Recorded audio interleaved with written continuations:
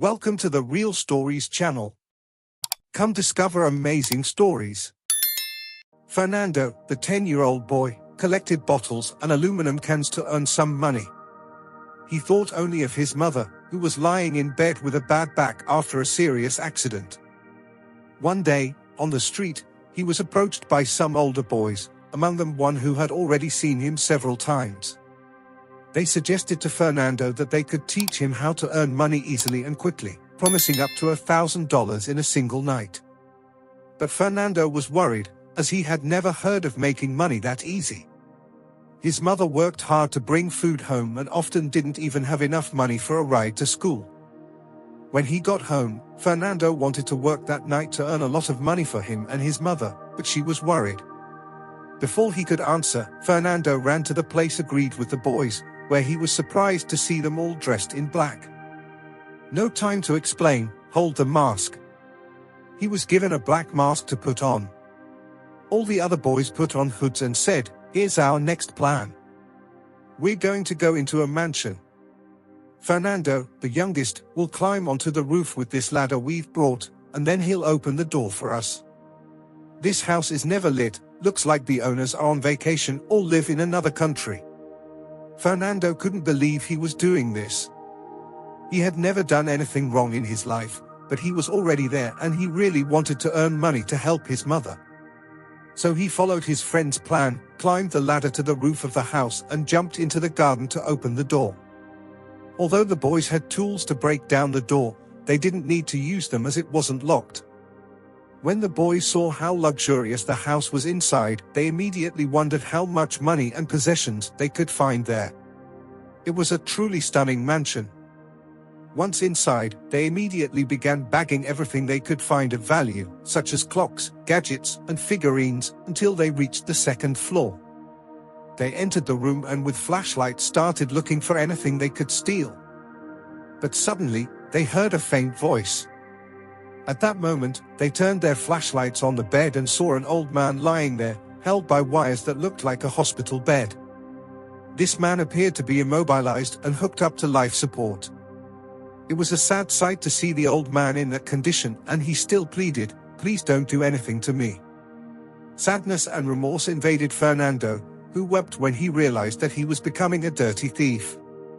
By alerting the man, it seemed that he wanted to awaken in the boy what he was doing. Then he said, "I can't take it anymore." Friends turned to him and said, "You are crazy, you have to make the old man sleep with a pillow on his head and that's it." But Fernando stood in front of them and told them not to dare to approach him, as he was willing to do anything to protect the old man.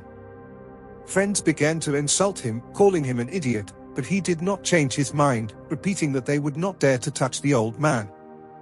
Then the boys attacked him, beating him until Fernando lost consciousness.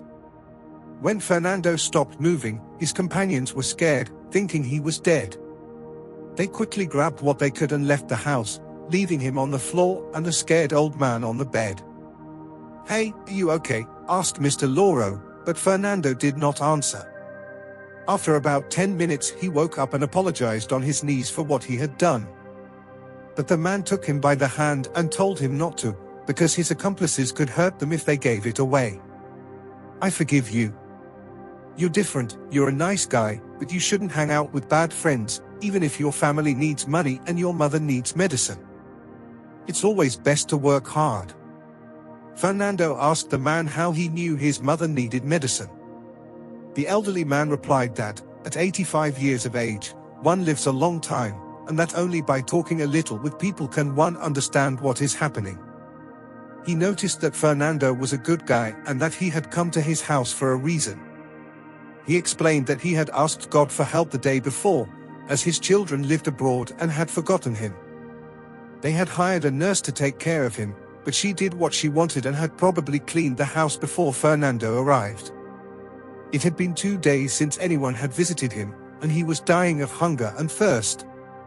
The boy promptly brought water for the old man and then went to the kitchen and cooked dinner with what was in the rich old man's kitchen. This one then said with hope, "You are an angel sent by God to save my life. I will thank you for what you did. Look at this photo, behind it there is a safe with a lot of money. Take what you need to put your mother in the hospital, and then come back. I'll give you and your mother a job. Lauro gave Fernando the password to the safe and told him where the keys to the house were, so he wouldn't have to go up on the roof again. The boy ran out of the house, in tears, very grateful to the strange man. He took his mother to the hospital and, when she was in her room, he told her what had happened. The woman was disappointed that her son was influenced by bad company, but she was happy to see how he fared in the end and praised the boy for having a good heart. Leaving the hospital, Fernando ran to the old man's house and bought groceries and medicine for him. For a month, the boy visited Mr. Lauro and his mother, and to the boy's joy, his mother recovered and walked again. Generally, the pain was no longer severe, and in this condition it was easier to work. After she was discharged, the woman visited the elderly man in gratitude for his treatment and help to her son. They quickly became friends and he offered her a job at his house. Mr. Lauro, the young man, and his mother started to live with him and helped with whatever was needed, being generously paid for it. Fernando and his mother lived happily in a luxurious house, and the boy was able to go back to school again. His mother took him to school, as they won one of Mr. Lauro's cars. When the elderly man was able to stand up again, he was able to enjoy moments with Fernando and his mother, and he became very attached to his new family. They took him for a walk and fulfilled his every wish. One day, the elderly man sent Fernando to call a number, and soon a strange man in a suit arrived. He talked a little alone with the old man and then he left and went to his car. That afternoon, the old man called Fernando and his mother and said, "You are my guardian angels. I am incredibly happy to have met such kind people. Thank you for everything." The next day, unfortunately, Lauro passed away. After the burial, his children came from abroad to receive their inheritance. Fernando and his mother were packing to leave the house when the mysterious men in suits arrived and asked everyone to sit down. The deceased's lawyer came forward and announced that, in the will, the children would keep the savings in cash and gold, while Fernando and his mother would keep the cars, the luxurious mansion, and everything inside the house, including jewelry and even valuable paintings. The children were angry when they heard the news, but they still kept the money they received. They could spend the rest of their lives doing whatever they wanted. When everyone left, Fernando took his mother to the bedroom where he was hiding. When the woman saw how much money was in there, she was shocked. There were definitely millions of dollars. Fernando and his mother wept with gratitude.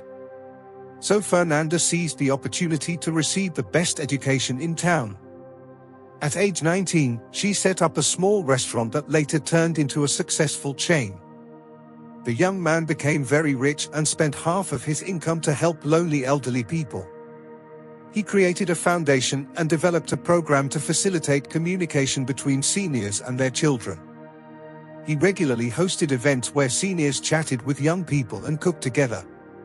It was an opportunity for grandparents to tell their stories from their youth, if they didn't have grandchildren.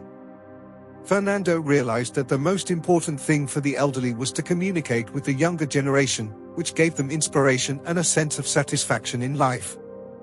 What did you think of Fernando's decision to prevent young people from doing something to Lauro? Let me know what you think in the comments and subscribe to the channel if you haven't already for more fascinating stories.